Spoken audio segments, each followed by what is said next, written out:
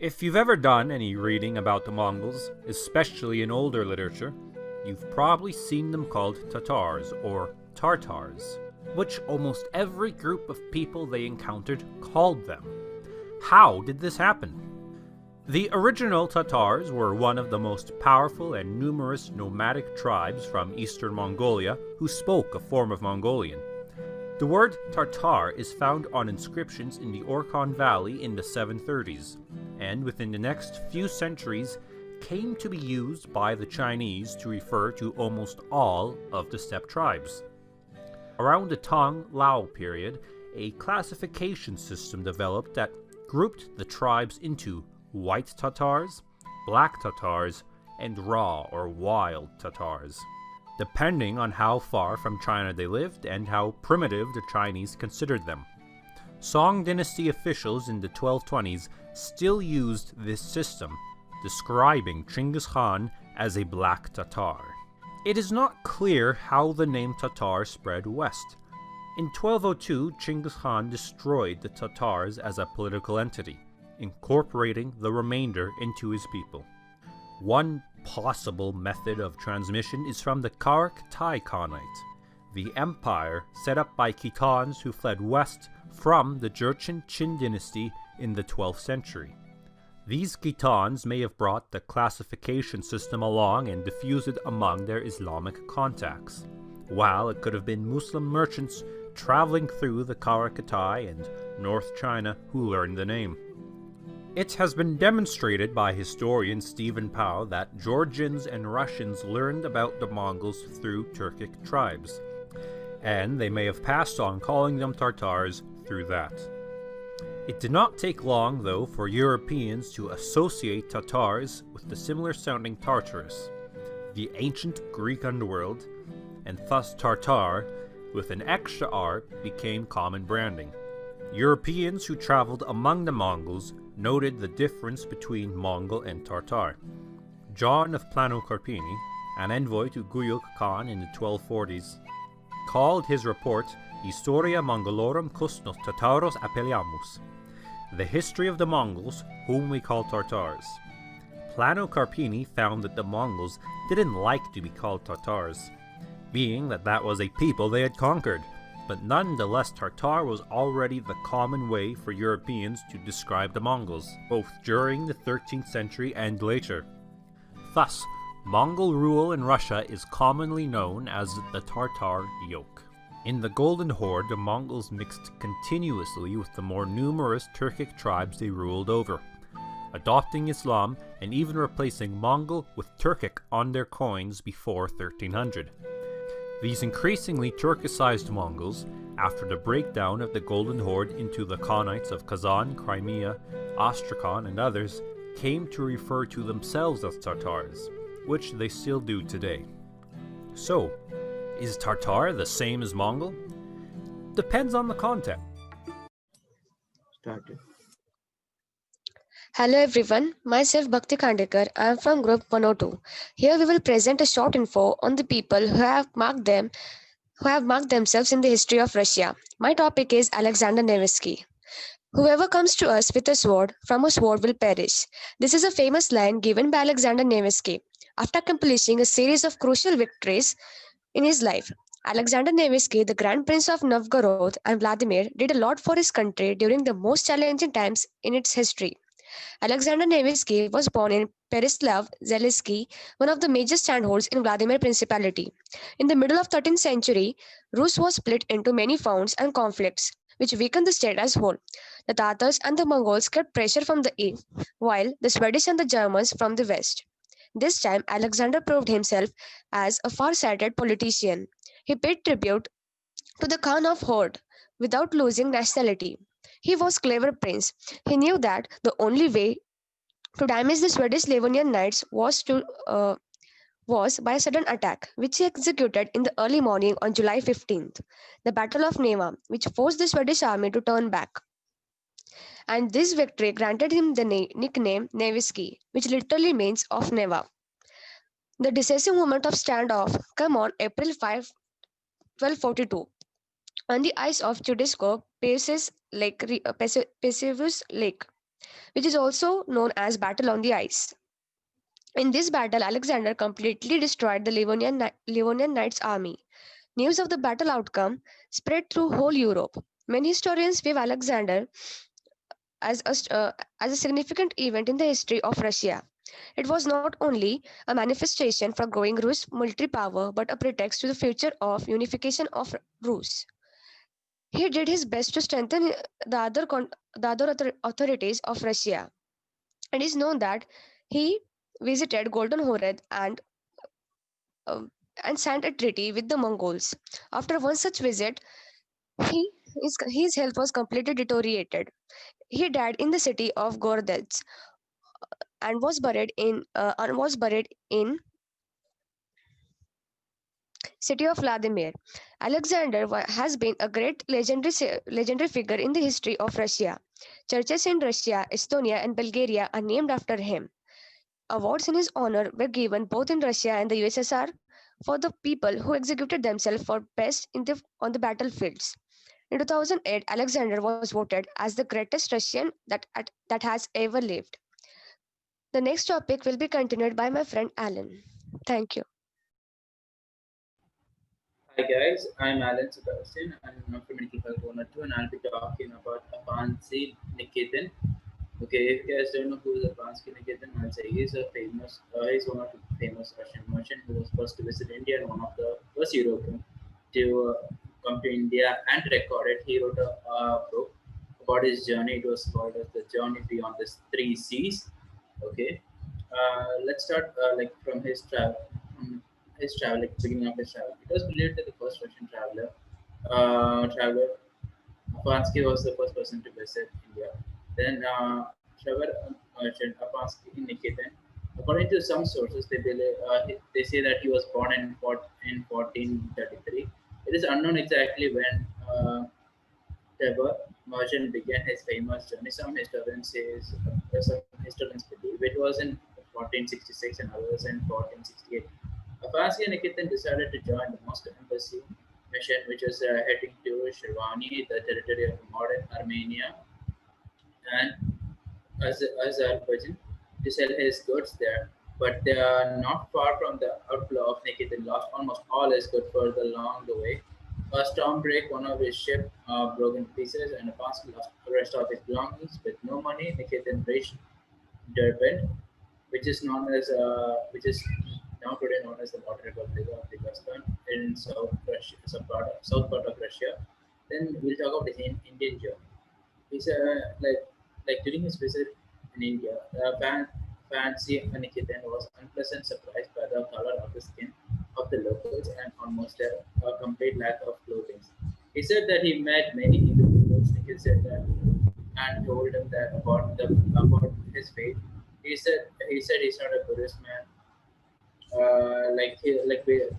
He's not a Buddhist man. Like the Buddhist man is a people like who comes to another territory to spread their religion. But he said it's not that.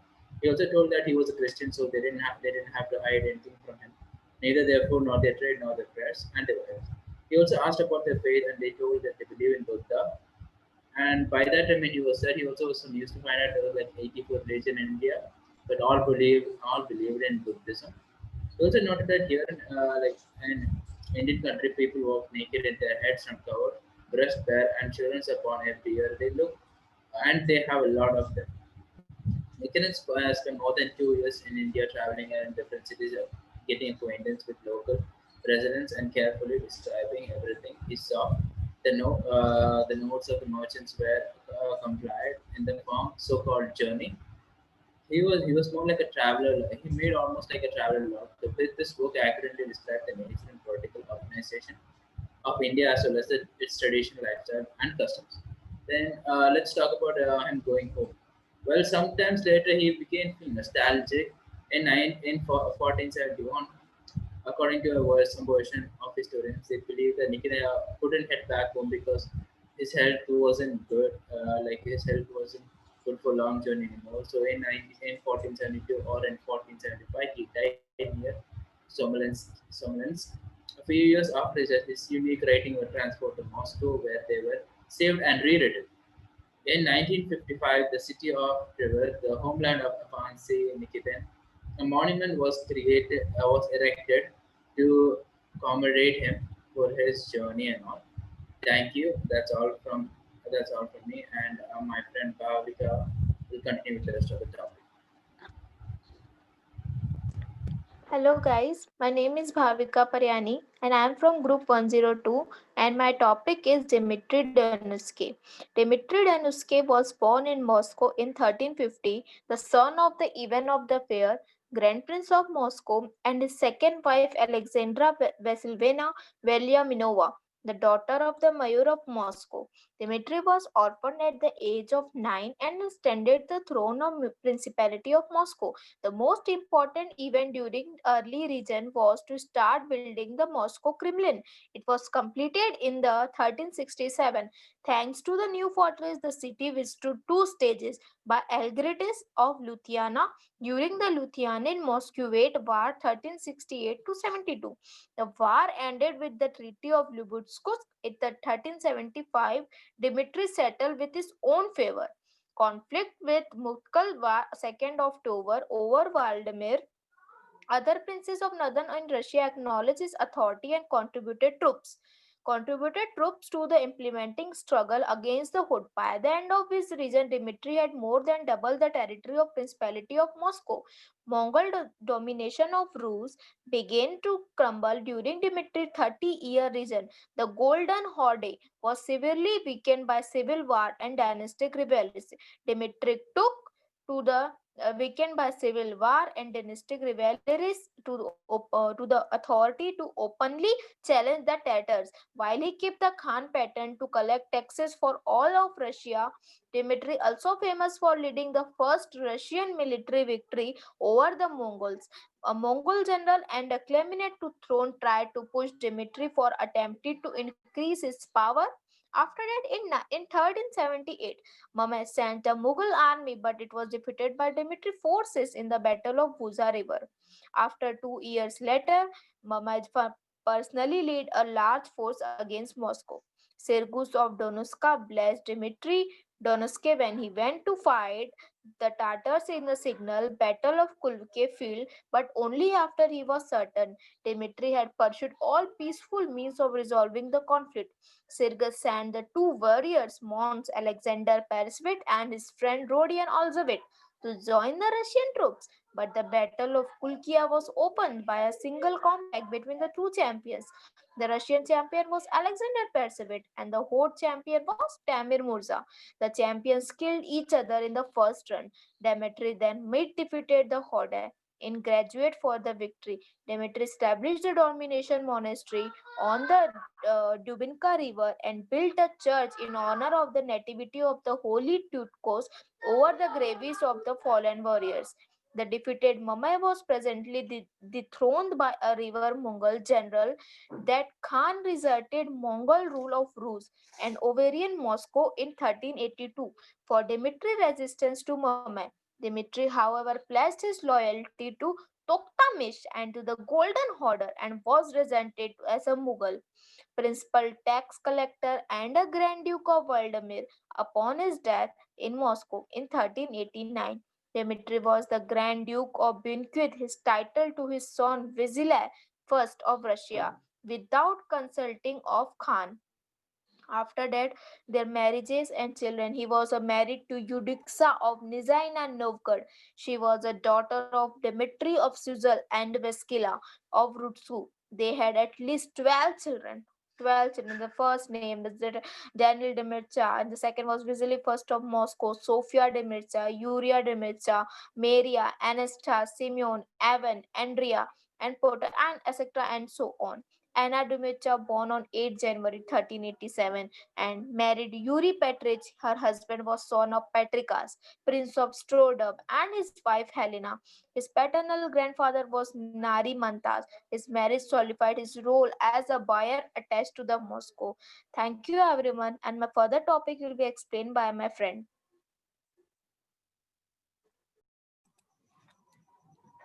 Hello guys, myself Rushikesh Mohite and my topic is Ivan Kalita first of Moscow. Guys, Ivan was a very important person in the Russian history as we know that. Ivan was the son of the Prince of तैयार बोली Moscow, पता है Daniel Alexandrovich.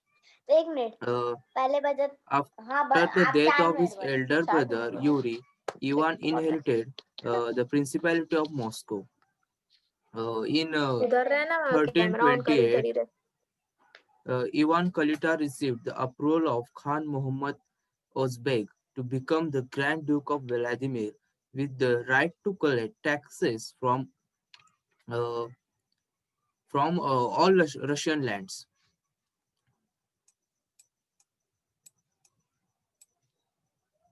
Uh, all Russian lands.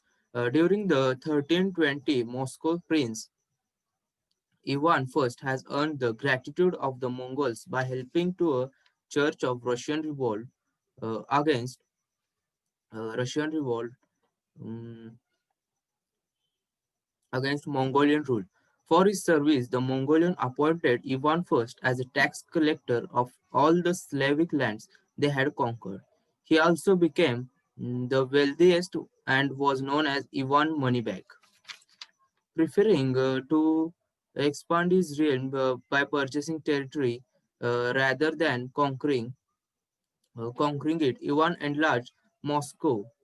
He also increased its influence over the neighboring principalities and by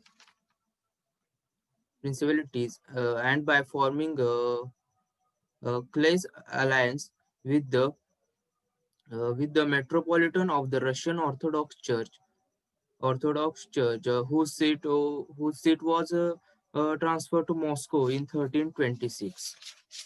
Uh, the historical records mention that Kalita administered justice and helped poor people and widows, which earned him nickname Kind.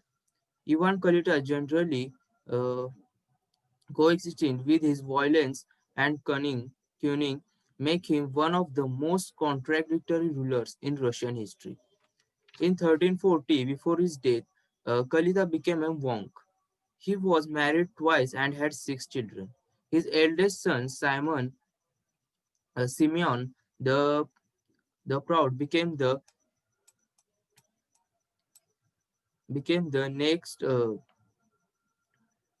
next prince of Moscow and grand prince of Vladimir. Okay, thank you guys.